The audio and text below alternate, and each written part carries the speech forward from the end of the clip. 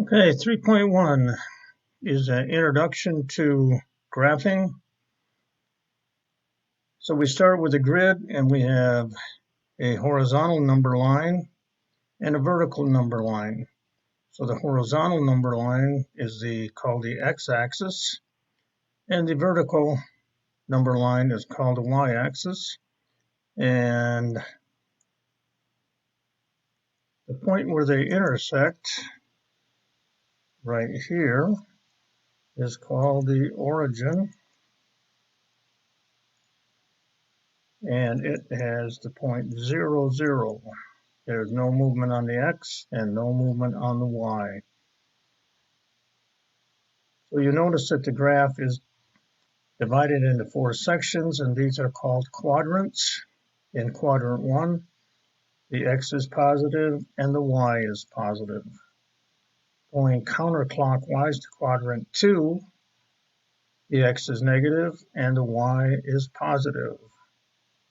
Quadrant 3, you'll notice that both the x and the y coordinates are negative. In quadrant 4, the x is positive and the y is negative. So in graphing points,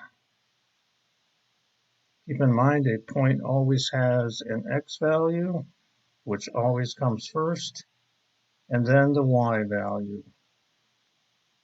So if we are plotting points, 3, 4, you would go 3 over on the x and then 4 up from the x. So we got 3 over and 4 up, and that's our point.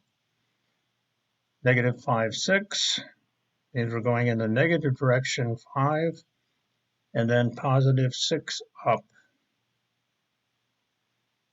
Negative 2, negative 4 means we're going down 2 and over 4, and down, negative 2 should be negative 2, and then negative 4. So the point should have been right there, not here. 5, negative 2, 5 over on the x, and 2 down for the y.